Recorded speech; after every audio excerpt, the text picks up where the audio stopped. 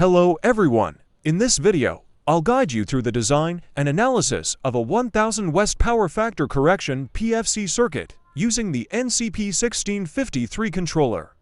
This circuit helps improve power factor and reduce EMI in high-power power supplies.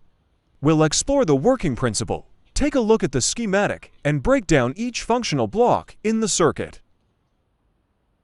Let's test the circuit with a low input voltage of 100 volts.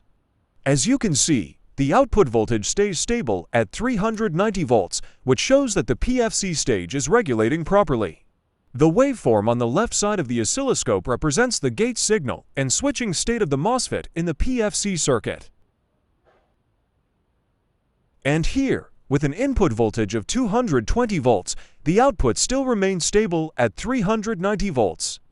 I'll walk you through the detailed workings of this circuit right after a short introduction of my partner and sponsor, JLCPCB. JLCPCB provides easy, affordable, and reliable PCB and PCBA solutions, empowering electronics engineers to develop projects efficiently. With 19 years of PCB manufacturing expertise since 2006, running 5 cutting-edge, in-house factories and serving over 5.48 million engineers in 180 countries and regions. Order PCBs from JLCPCB effortlessly. Upload your Gerber file to get instant quote and order in minutes. It's as easy as online shopping. PCB customization, component sourcing, stencil manufacturing, and high-precision assembly all in one place.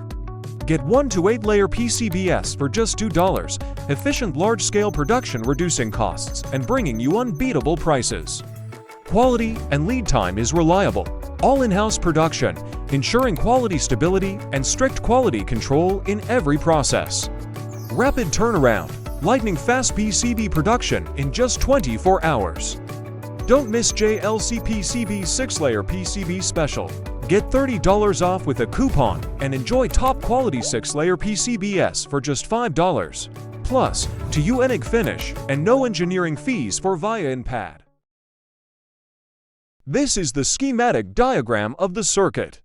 It uses the NCP1653 IC as the controller. Based on the reference design from the manufacturer, I created this circuit and designed the corresponding PCB layout. This is the result after 1 week of sending the Gerber files to JLCPCB through their official website. I've shared all the files in the video description. Feel free to download them. Everything is completely free. You can use these files to build the circuit yourself or use them as a reference for your own PFC design. The packaging from JLCPCB is excellent. The boards arrived well protected and neatly packed. The solder mask is smooth and evenly applied. The silk screen is sharp and easy to read, and the copper traces are clean and precisely aligned. The drill holes are accurate, with no burrs or defects.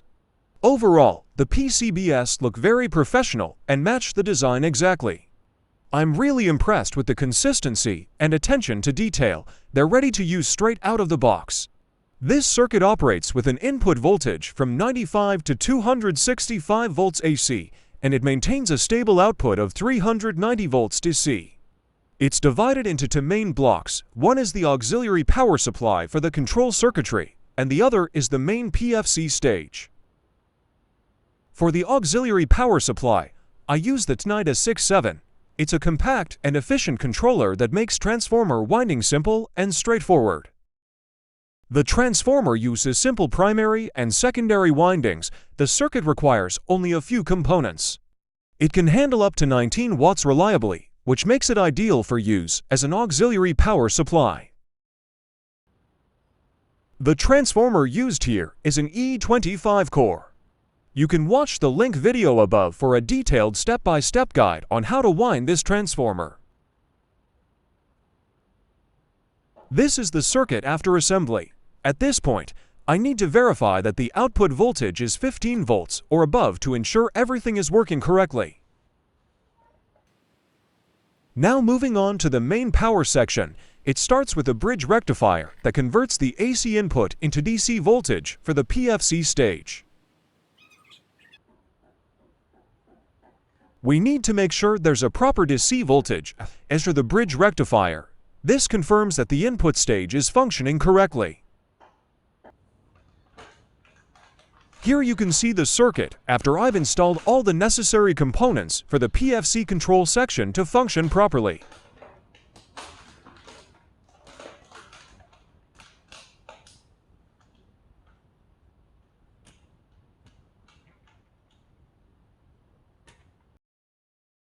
Here is the inductor used for the circuit.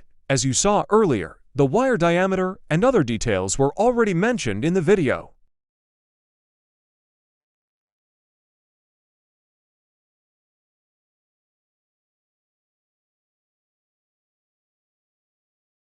I wound 100 turns of 1 mm enamel-coated copper wire around the core to make the inductor.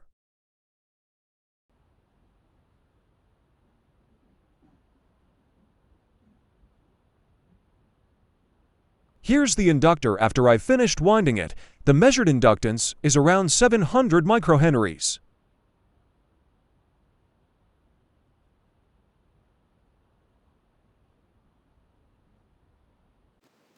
I wrapped a layer of insulating tape around the inductor to protect it from scratches and mechanical damage. This also helps improve safety and durability during assembly and operation. Thank you so much for watching. I hope this PFC circuit tutorial gave you some useful insights. If you found it helpful, please give it a thumbs up and subscribe to the channel. It really helps me keep making more content like this. Take care and see you in the next one.